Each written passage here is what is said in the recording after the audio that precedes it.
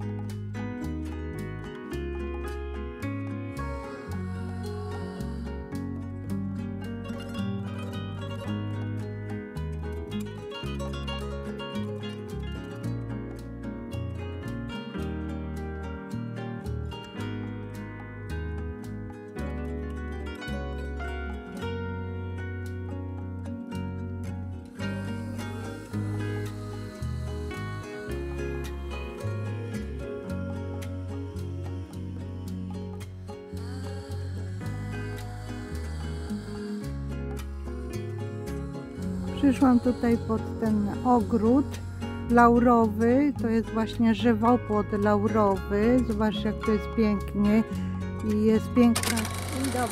Dzień dobry, po włosku mówimy buongiorno, po francusku bonjour, a mój kanał nazywa się, jak zauważyłeś, Good Morning Italy.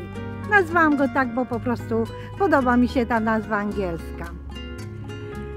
Gdzie jestem? No właśnie, jestem koło pola i znajduję się przy żywopłocie z liści laurowych. Znajduję się w Rzymie, a konkretnie w dzielnicy Ostia Antyczna. Przyszłam tutaj w to miejsce, gdzie jest cisza i przyroda i mam natchnienie, żeby Wam coś ciekawego powiedzieć.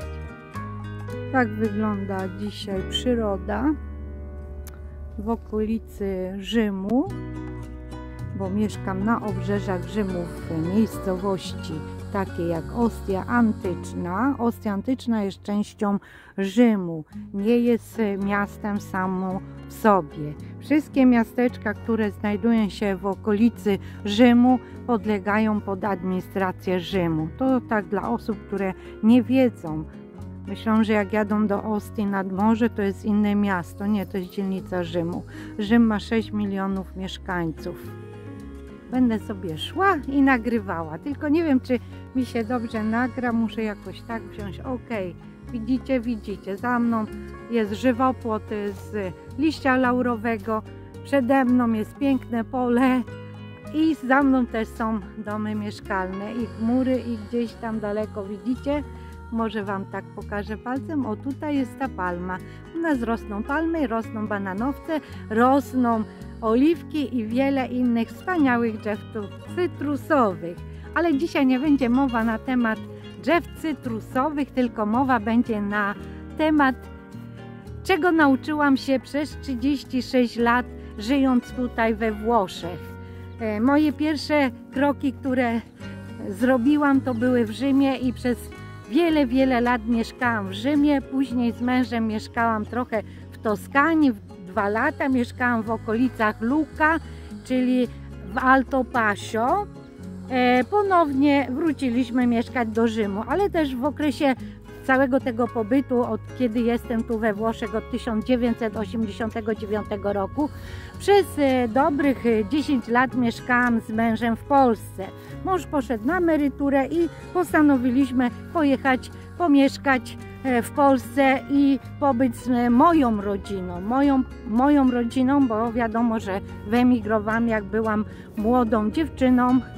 No a czas leci, życie jest tylko jedno i jest krótkie. Dla jednego jest pisane długie życie, dla innego krótkie.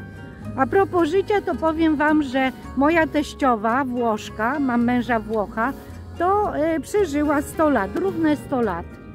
Zmarła jakoś na koniec sierpnia w 2021 roku, a we wrześniu miałaby skończyć 100 lat. No jednym słowem można powiedzieć, że przeżyła 100 lat.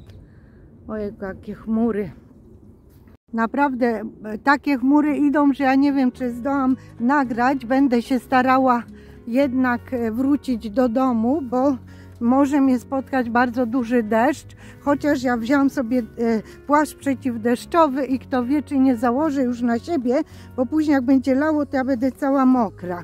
A ja dzisiaj chciałam Wam właśnie tutaj w plenerze powiedzieć, czego się nauczyłam od Włochów, ale myślę, że będę szła ulicą, będę Wam nagrywać, bo tutaj rzeczywiście oddalę się za daleko od domu i wiecie, u nas są straszne ulewy we Włoszech.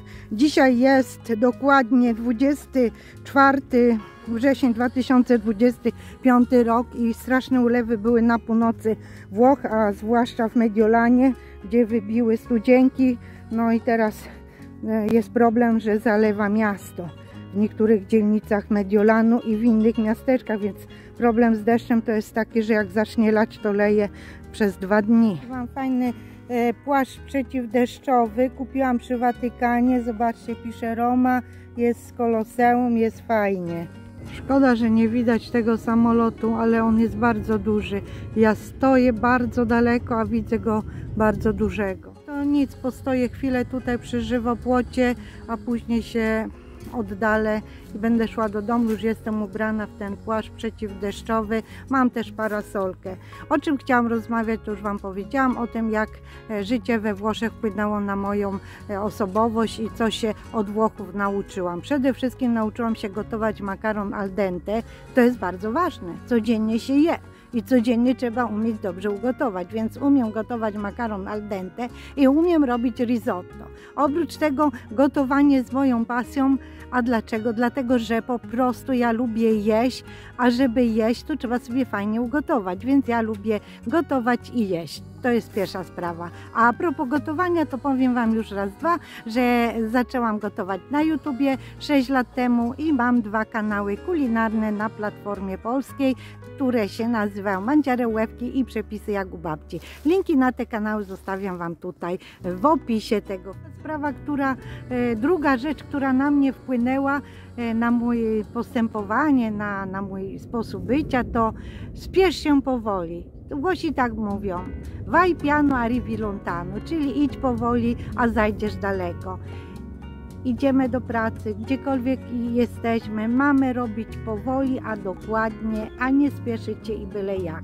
Następna rzecz, muchy latają, bo jest wilgotno i zaraz będzie lało, ale mam nadzieję, że mi się zdoła to nagrać.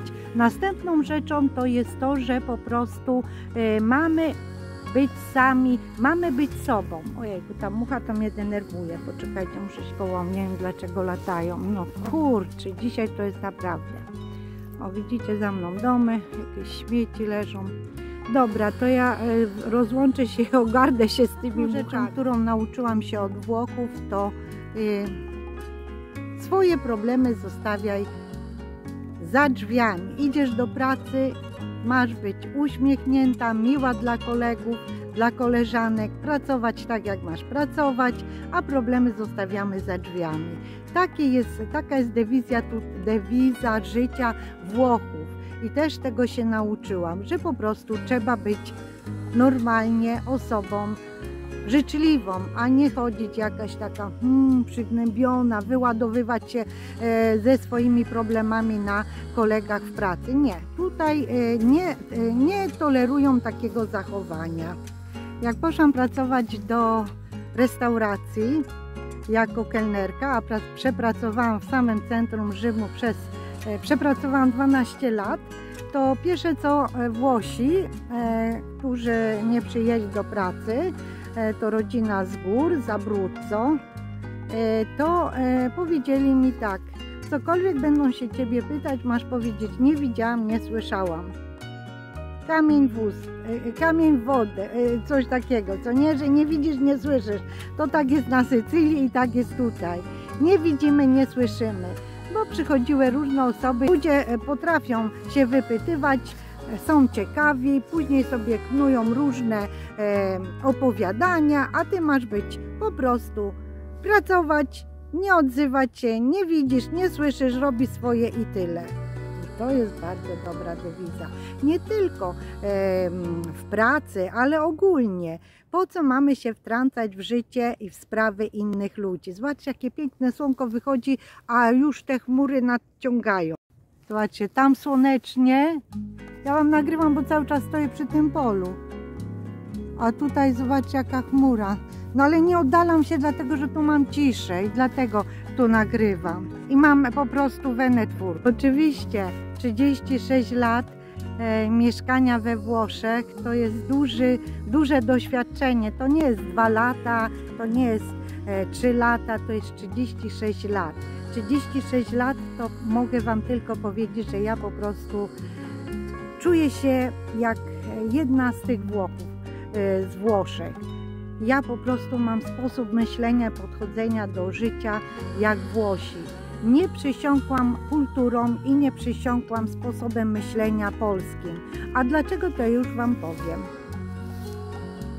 A otóż jak wyemigrowałam do Włoch, to ja po prostu studiowałam cały czas. Rok czasu tylko pracowałam jako pracownik socjalny w Szczecinie w opiece społecznej, bo ja jestem z zawodu pracownikiem socjalnym. A propos tego zawodu, ja tutaj później skończyłam studia, pełne studia dzienne, mając 40 lat. Mając 40 lat zapisałam się na studia, skończyłam, obroniłam się, napisałam pracę magisterską i jeszcze zdałam egzamin państwowy na wykonywanie tego zawodu. Ale to jest inna bajka, ja innym razem wam opowiem o moich studiach. No właśnie, opowiem wam, jak tu się studiuje, ale nie dzisiaj. I jak ja wyemigrowałam z Polski, to ja pracując tylko 1 rok, nie miałam za dużego doświadczenia pracując z ludźmi, z ludźmi w Polsce, z ich sposobem myślenia. A jak chodziłam do szkoły, no to wiecie, jak studentka, żyje się na luzie, a nie myśli się o jakichś tam problemach. Nie ma się problemów ani z pracą, ani z domem, ani z utrzymaniem dzieci, ani rodziny. Po prostu byłam wolnym ptaszkiem, studiowałam i myślałam, jak tu sobie ułożyć życie. I właśnie moim jednym z takich myśli było to, żeby wyemigrować z Polski, bo nie widziałam przyszłości. Nie miałam zamiaru pracować w Polsce, żeby sobie kupić za pensję 1 garsonkę, bo takie były czasy w Polsce w latach 80. Nic nie było i było bardzo drogo. No i jak ja tutaj przyjechałam, no to zaczęłam poznawać sposób myślenia Włochów, przede wszystkim w Rzymie. Rzymianie, o Rzymianinie, czy jak tam, Rzymianie chyba, tak? Tak się mówi. Oni po prostu mają taki inny sposób podejścia do życia. W ogóle oni się różnią między sobą regionami i tutaj w Rzymie to jest normalnie nagminne. Oni po prostu, jak wam powiedzieć, no żyją tak trochę inaczej. Mieszkałam w Toskanii, to Toskanie mają inny sposób podejścia do życia, a tutaj ludzie lubią się spotykać, lubią mieć przyjaciół, lubią wychodzić, lubią spędzać czas z rodziną, lubią wyjeżdżać na wakacje, nie spieszą się. Będąc tutaj poczułam się doceniana, ale zawsze czułam się doceniana i zwiększyło mi się poczucie wartości samej siebie. Czyli to jest bardzo ważne w życiu, żebyśmy się czuli dowartościowani i żebyśmy czuli tą naszą szacunek do samej siebie i wartość do samej siebie. Nauczyłam się tego nie tylko na studiach tutaj we Włoszech, mając 40 lat, ale w ciągu całego pobytu, zanim poszłam na studia tutaj te socjalne, to ja cały czas miałam do siebie szacunek i ludzie mnie doceniali w tym, co robiłam. A robiłam dobrze, dokładnie i starałam się robić dokładnie. No i przede wszystkim najważniejszą rzeczą w życiu, jak już jesteśmy o tym życiu, mówimy o dokładności, to mamy być sobą, to jest bardzo ważne i to jest największa dewiza naszego życia gdziekolwiek. A wiecie dlaczego? Bo my nie możemy udawać innej osoby. My mamy zawsze być sobą. Mamy się zachowywać zgodnie z zasadami w społeczeństwie, czyli szanować drugiego człowieka i wszystkie te inne wartości, które wynosimy z domu, być uczciwym, dobrym, pomagać innym, empatię w stosunku do innego człowieka, ale przede wszystkim mamy być sobą. My nie możemy udawać jakiejś tam aktorki, czy udawać tego, że on tak się zachowuje i tak dalej. Wyobraźcie sobie, że widziałam taki film na YouTubie, jedna dziewczyna mówi, że przez długi okres czasu widziała, jak jej koleżanka ją kopiowała we wszystkim i czuła się osaczona tą osobą, bo tą rzeczą, którą tutaj zdobyłam we Włoszech, to nie przejmować się błahostkami. Jest takie powiedzenie włoskie, że co nas nie dotyczy, to mamy się nie przejmować, więc jeżeli coś nas nie dotyczy, to nie przejmujmy się, nie bierzmy wszystko do serca, błahostki wpadnie do ucha i wypadnie, tak ma to być w życiu, dlatego my chcemy przeżyć to życie radośnie i pewne sprawy przymknąć oko i iść dalej. Mamy być też elastyczni w życiu, nie możemy się trzymać jakichś tam schematów, bo życie nie polega na schematy, życie polega na to, żeby go przeżyć dobrze i to jest bardzo ważne. Taką ciekawostkę Wam powiem, następna rzecz, która mnie tutaj zaskoczyła i wpłynęła dobrze na mój sposób bycia we Włoszech, to, że ludzie tutaj jedzą sezonowo, a jedzenie jest najważniejsze w naszym życiu, bo jak jemy, tak się czujemy. To jest dewiza Włochów i dlatego Włosi jedzą sezonowo. Jeżeli pojawiają się w sezonie takie warzywa i takie owoce, to takie rzeczy się je. A w naszej kuchni polskiej to jest taka kuchnia, ja nie wiem, czy ta kuchnia polska jest no taką zbieraniną, bo tak naprawdę to znowu mnie mucha ugryzła, czy tam, no nie wiem, coś mnie,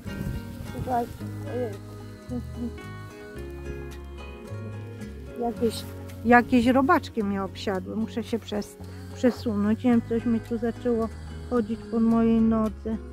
Dobra, jesteśmy jeszcze tutaj przy jedzeniu, to powiem Wam, że jest tu siesta, gdzie nie spotkałam się z siestą w Polsce, ale właśnie w krajach śródziemnomorskich i w krajach arabskich i nawet w Afryce ludzie mają siestę i to jest bardzo ważne, że po zjedzeniu musimy chwilę odpocząć, żeby nasz organizm przyjął to jedzenie i zaczął trawić, a nie iść, nachylać się i pracować. I to też jest ważne, jak później żyjemy, jak długo żyjemy.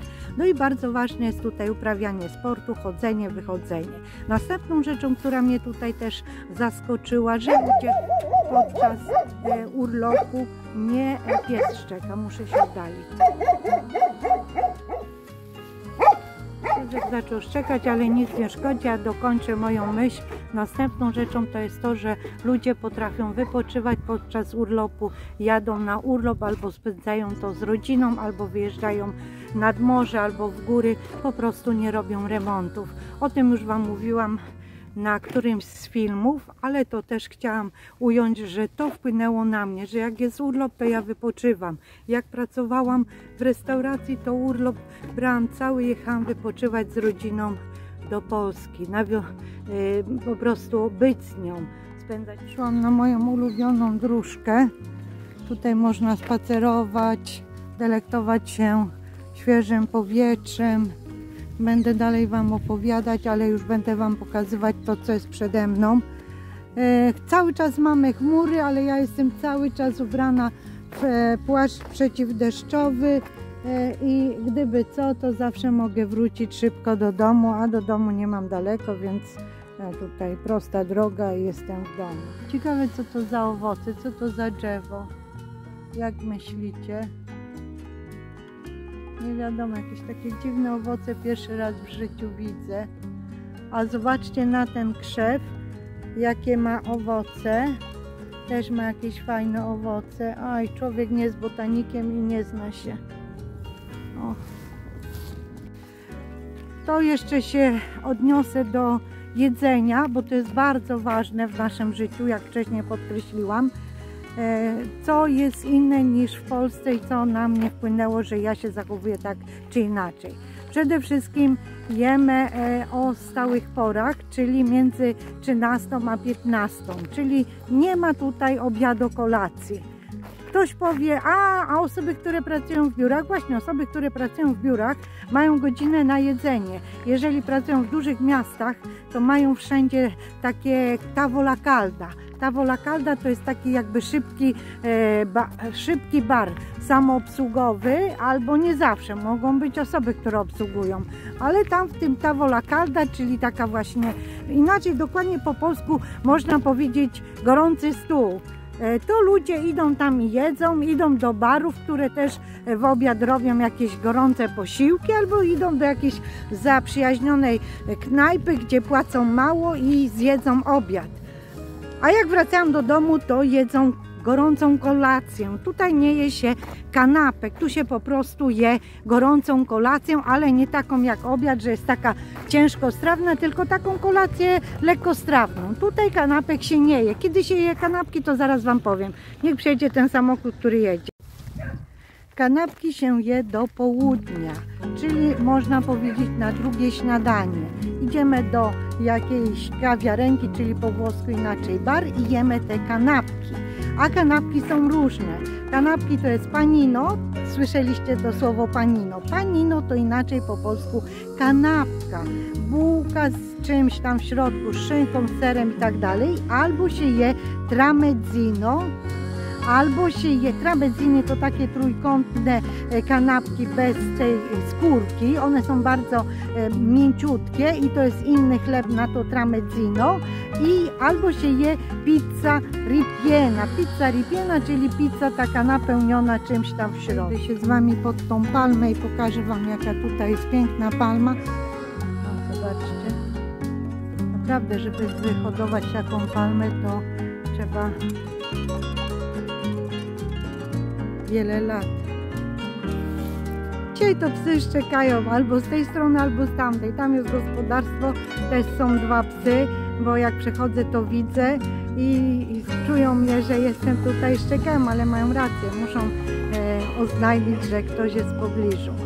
Ale wracając do tego właśnie jedzenia, to Włosi jedzą tą gorącą kolację, a jeżeli chodzi o wychodzenie do restauracji, to wychodzą grupami albo spotykają się rodzinami, grupami, czyli przyjaciele się spotykają, idą do restauracji, albo rodzina cała idzie, i o której godzinie idą Włosi jeść.